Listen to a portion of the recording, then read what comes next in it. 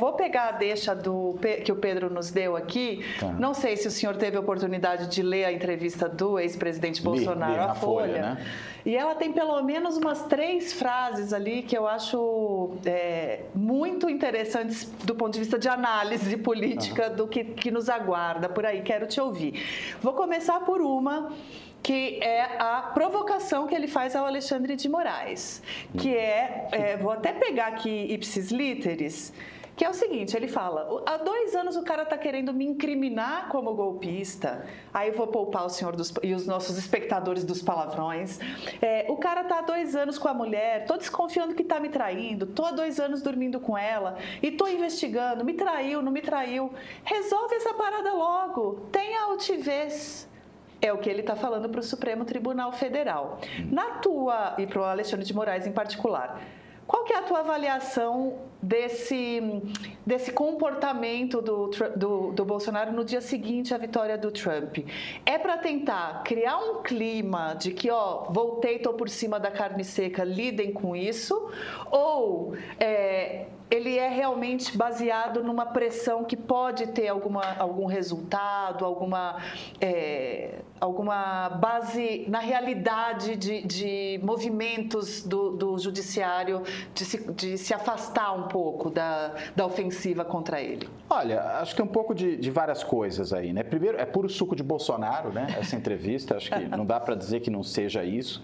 E é também uma situação em que o Bolsonaro, claro, ele se vê como alguém que está por cima da carne seca. Além de se ver por cima da carne seca, ele parece um pouco aquele garoto, né? Que na briga na escola fala, eu vou chamar meu irmão maior aqui para pegar você, né? E está, de alguma maneira, dizendo isso para o Alexandre de Moraes, se referindo ao Trump. Talvez até a associação, e ele fala do Musk também na entrevista recente do Trump com o Musk nessa campanha, reforça ainda mais isso, tendo em vista a querela que a gente teve entre o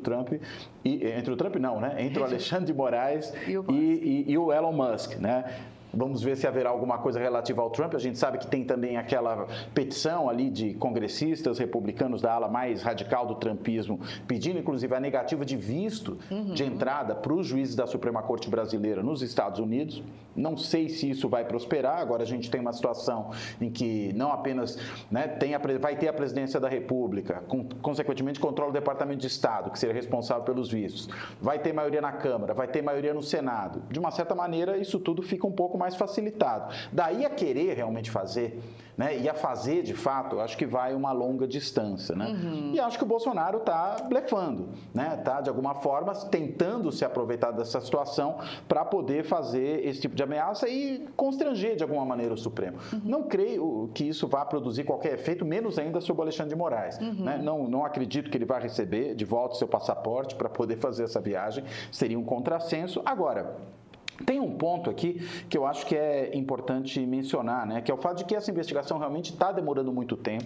Né? É um problema isso, porque quanto mais tempo a investigação demora, numa questão que é muito fortemente política, mais complicado fica você depois responsabilizar as pessoas, até porque o Bolsonaro e o bolsonarismo foram muito fortemente normalizados nesse processo eleitoral. Então, apesar de ser um golpista, de ter incentivado o 8 de janeiro, de ter uma série de evidências de participação não só do Bolsonaro, mas do seu entorno mais próximo, na tentativa de golpe, minuta de golpe, combinação com a Polícia Rodoviária Federal, todos aqueles militares que depuseram, aqueles ali que também foram encontrados em conversas tramando algum tipo de articulação golpista, enfim, apesar de tudo isso, até agora não houve, por exemplo, o indiciamento claramente do Bolsonaro para se tornar réu num processo. Enquanto isso não acontece, enquanto não há uma acusação da Procuradoria-Geral da República, ele vai ganhando fôlego, né? Participou de uma série de campanhas nessa disputa municipal, teve no palanque do prefeito eleito de São Paulo, reeleito de São Paulo, participou de uma série de outras campanhas do Brasil afora, né? Deu entrevista hoje para a Folha, ou seja... É um ator político normal. Ativo, né? E normal, exato, né? Normalizado, né? Acho que a gente aqui tem que usar o termo correto, né? É normalizado, embora a gente saiba que não se trata de um ator político normal, porque estamos falando de um político autoritário, que tentou dar um golpe de Estado no país, que atacou durante os 4 anos do seu governo as instituições municipais, mas que vai ser normalizado. E o tempo só contribui para essa normalização. Então, acho que realmente há um problema aí do ponto de vista do timing desse processo, e aí, claro, que ele se utiliza disso para poder fazer um discurso como esse que fez na entrevista para a Folha. Então, espero que pelo menos agora a coisa ande um pouco mais. Aí parece que estão surgindo algumas coisas novas, né? Como aquelas questões relativas à participação dos kids pretos, né? No processo de golpe, algumas evidências. O celular do Mauro Cid sendo esmiuçado para além do que já estava acessível, né? Então tem muita coisa ainda para emergir, né? Agora, isso precisa ser muito mostrado, né? E acho que não dá muito para procrastinar isso por mais tempo, né? Tá um pouco demais mesmo. Agora, antes de eu convidar o Rio para o nosso diálogo aqui, eu tenho um ponto que você tocou que eu acho que vale a gente explorar um pouquinho mais, porque a gente saiu das eleições municipais com uma análise, meio que uma análise consensual de que o bolsonarismo em si não saiu tão fortalecido, mas sim uma aliança da centro-direita, pensando numa direita menos radicalizada, bastante de direita, mas menos radicalizada, né? Essa oportunidade aqui que ele tem de pavonar um pouco politicamente, né? Mostrar sua cauda política, tem um pouco a ver com essa percepção, será? Dele ter se sentido, olha, meu momento é agora. E será que tem fôlego, né? O trumpismo revigora o bolsonarismo, ou a tendência é a gente se assentar nessa centro-direita e direita mais tradicional aqui politicamente? Olha, que o trumpismo, pelo menos do ponto de vista anímico, né? Ele revigora o bolsonarismo, eu não tenho dúvida, né? Você tem ali o pessoal soltando rojão, né? Abrindo garrafa de champanhe, né? Ou de espumante, eu não sei qual é a bebida que os bolsonaristas preferem nesse caso, mas de qualquer maneira, né? Estão ali comemorando, evidentemente, isso que aconteceu e se sentindo empoderados. Por conta disso, a própria entrevista do Bolsonaro reflete isso, mas uma série de outros posicionamentos, né? De bolsonaristas também, né? Vi um episódio que chega a ser até meio engraçado, né, de bolsonaristas aqui em São José dos Campos que foram para frente da loja da Havan comemorar a vitória do Trump, né? Então você tem uma situação que mostra que eles se animaram com a história.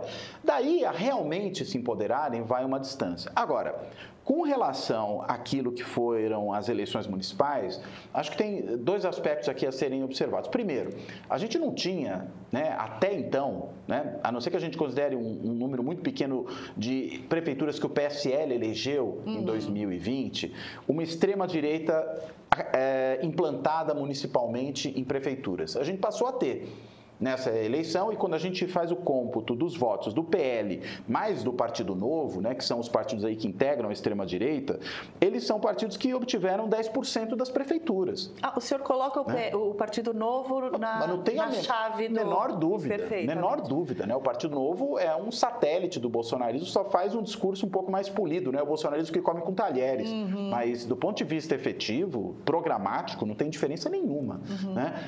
Agora, e o PL, inclusive, só cresce como cresce já na eleição para o Congresso, primeiro, Senado e Câmara. Na Câmara tem 20% quase das cadeiras, só o PL, né? Cresce já naquele momento por causa do bolsonarismo, não por causa do PL tradicional, né? PL original, né? Centrão do Valdemar. E mesma coisa agora nas prefeituras. Esse crescimento do PL tem muito a ver com isso. Não tem a ver só com dinheiro. Tem a ver também, embora o dinheiro aumentou por causa do fundo eleitoral e partidário, que engordou com o crescimento do PL na eleição para o Congresso. Mas existe aí também um fenômeno Bolsonaro. Então, acho que é por isso que dá para classificar como extrema-direita, né, esse bloco dos 10% composto entre Novo e PL.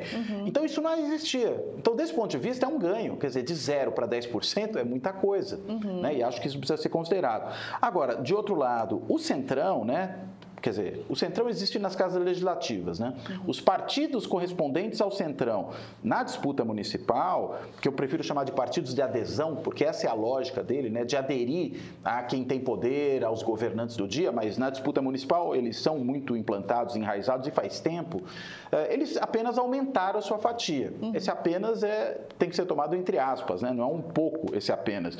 Eles sempre tiveram mais da metade né, das cadeiras das prefeituras. Quando você computa, né, desde 1988, os partidos que têm esse perfil de centrão, que já na Constituinte, naquele momento, surgem como centrão e que ganham prefeituras. E eles vão crescendo continuamente. Eles têm uma queda só no período do Fernando Henrique, o crescimento do PSDB e naquele momento do PFL, que eu não classificaria naquele momento como centrão, né, e depois eles continuam crescendo e hoje chegaram a mais de 70%, 71% das prefeituras. É muita coisa. Agora, não chega a ser surpreendente porque é mais do mesmo, a gente pode dizer. Não é uma grande novidade. A novidade, a meu ver, é realmente essa explosão aí de uma extrema-direita que, com 10% de prefeituras e de prefeituras muitas vezes importantes, de cidades médias e algumas cidades grandes, ela não pode ser menosprezada.